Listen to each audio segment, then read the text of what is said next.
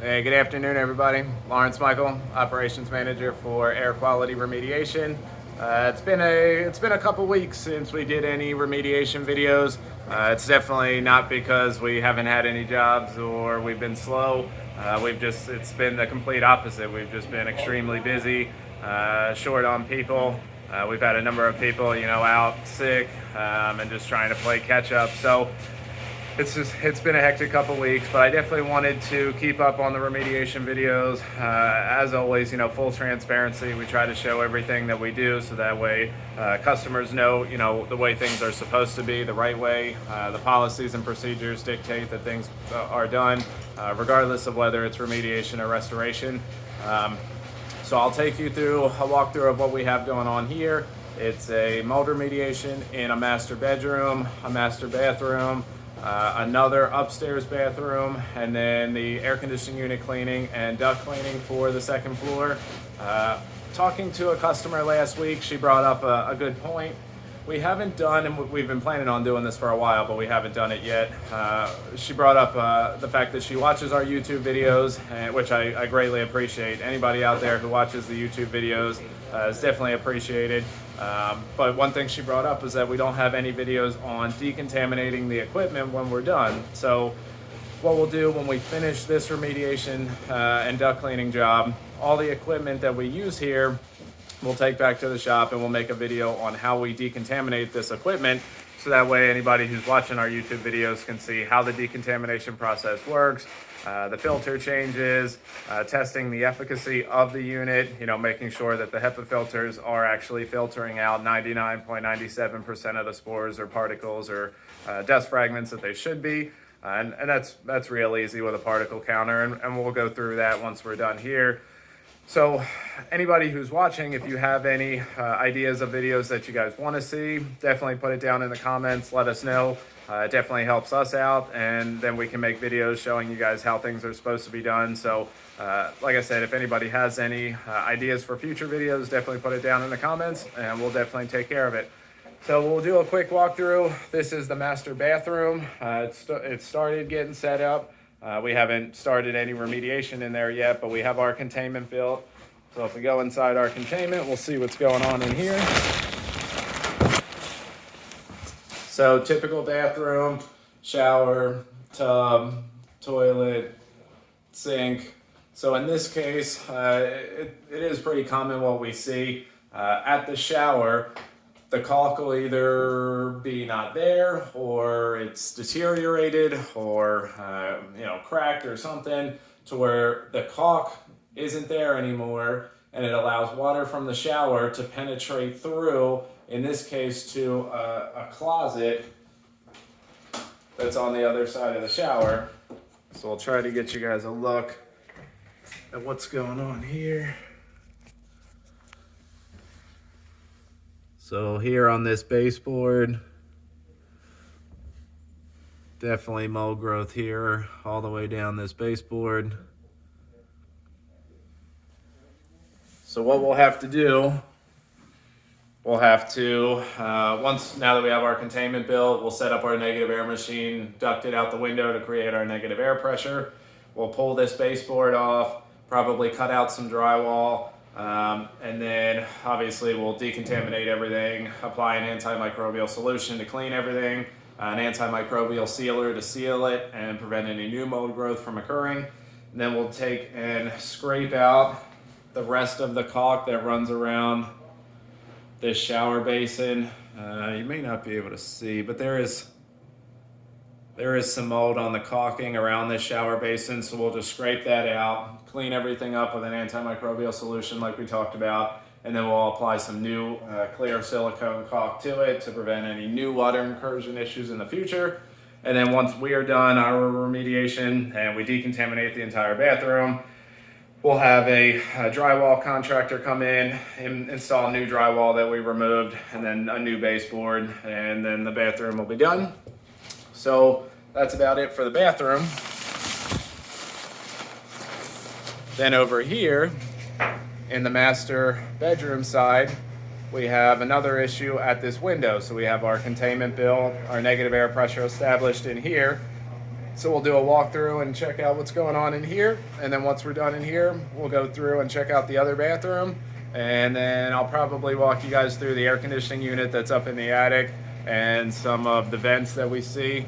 I might as well show you guys the vents now since we're in this room. So this house has a dual zone system, it's called, which is pretty common for two-story houses here in the Delaware area anyway. For those of you that don't know, a dual zone system just means that there's two air handler units. One is typically in the basement or the crawl space, and it services sometimes the crawl space in the basement and then the first floor. And then there'll be a unit up in the attic that services the second floor and sometimes even the attic, depending on what's going on in there. So this house is a dual zone system. The unit's up in the attic for the second floor, and we can see on this vent here, I want to get you guys a better look.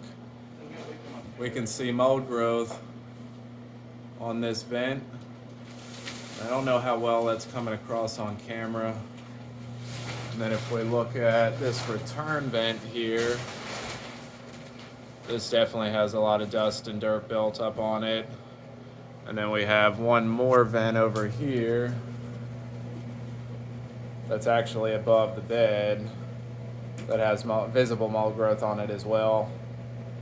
And I don't know how well it's coming across on camera, but you can believe me, it's there. Maybe we'll get a close-up view of the vents once we take it down and you guys can see better. So now we're in the containment side of the master bedroom, and we can see that at this window we have our negative air machine, our HEPA 1000 ducted out the window to create our negative air pressure in this space. And we can see that up here at the window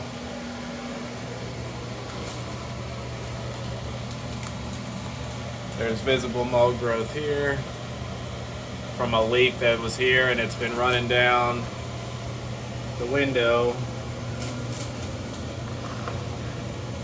It's actually penetrated through this sill plate and behind here, and we can see water staining on this drywall and then down onto the baseboard, and I'm assuming probably the carpet too, but we won't know until we get this taken out. But if we look up under this piece of trim here under the window, all this is mold growth here, and it runs pretty much all the way down. So there's been a good amount of water coming in here for a while. That's pretty common too when there's a slow leak or a leak that only occurs when rainwater is coming at a certain direction, or only when the wind is blowing hard enough to cause it to go almost horizontal instead of vertical. It is common for homeowners not to notice because it's either such a small leak or it only happens intermittently, so you really don't notice that there's a water incursion issue until it's gotten so bad that things are starting to deteriorate or there's visible mold growth on things. So it's not the homeowner's fault, it's just unfortunate, something that happens, but we can take care of the remediation. So what we'll do, we'll demo all the pieces of trim, baseboards, everything around the window, the sill plate, treat all the joists, so the wood studs. As always, wire brushing, HEPA vacuuming, sanitizing with an antimicrobial solution, and then encapsulate with an antimicrobial sealer. And then we'll decontaminate this entire area, and then we'll be done over here. We can pull the containment down and take out the air scrubber, and the master bedroom will be done. Last thing, I already showed you guys these vents. I don't think we have to go into the attic. The air conditioning unit is up in the attic and it services the second floor like we talked about with that dual zone system. So I don't think we need to go through and show you guys the unit up in the attic because there's really not much to see until you get inside the unit. So what we'll do now is we'll go over to the second upstairs bathroom and show you guys what we have going on in there. So here we are in the second upstairs bathroom. We'll go through our containment.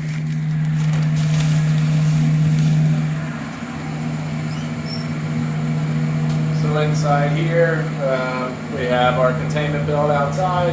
We have our HEPA 500 air scrubber running. This is quite a small bathroom. A HEPA 500 is more than sufficient to have those 3 air changes per hour as outlined in the IICRC's S520 standard. We can see in this bathroom the issue was again with the caulking issue, just like we saw in the master bedroom or master bathroom.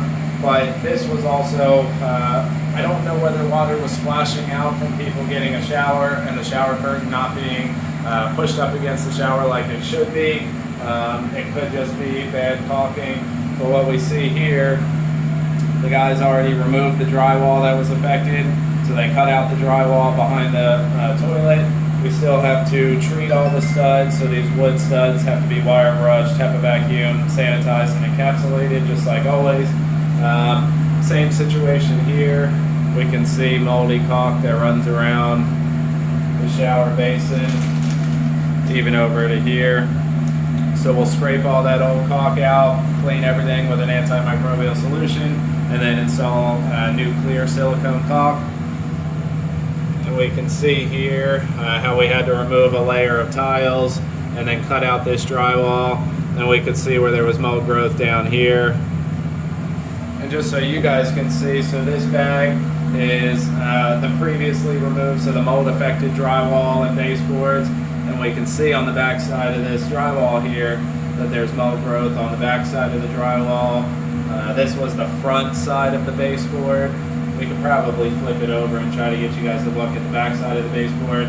But the point I'm trying to make, a lot of times we go to a job where there's visible mold growth on a piece of drywall. And people say, well, can't you just clean it? Can't you just clean it? It doesn't work that way. A lot of times when there's mold on drywall being a soft, porous surface, it's not recommended to clean it. For one, because of that soft, porous surface, it's likely that those mold spores have rooted into the drywall and have made it through to the backside. Now, if you just try to clean it and you just try to paint it, even if you use a real antimicrobial sealer, a real encapsulant, not Kills, not Drylock, not house paint, stuff like that, if there's mold on the backside of the drywall and it's into the studs, it's just going to come back. So you really can't clean the drywall. You can't just paint it. It has to be physically removed.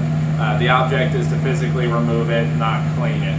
And this is a perfect example how the mold has gone through the drywall and through the baseboards so that it's on the backside and then it's into the studs here. So if we had just tried to wipe down, even if we wire brushed, HEPA vacuumed, wiped down and encapsulated the drywall, it would still have mold growth on the backside and then probably go into the room that's on the other side of this wall, which is a bedroom. So you really just have to remove it. There is no cleaning it. And that was just the point that I wanted to make, was showing the drywall and the baseboards that we already removed. Now it's sealed up inside of a bag, so there's no concern of any mold spores being in here from this previously removed material. But it was just a point that I wanted to make, that you really have to remove it. So that's about it.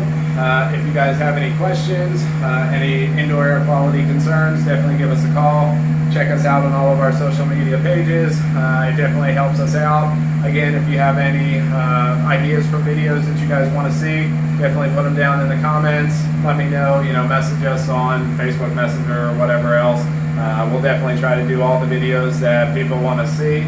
If you guys have any indoor air quality concerns, give us a call. We're on call 24 hours a day, 7 days a week. Other than that, I appreciate everybody watching. Thank you for your time, and we'll see you on the next video.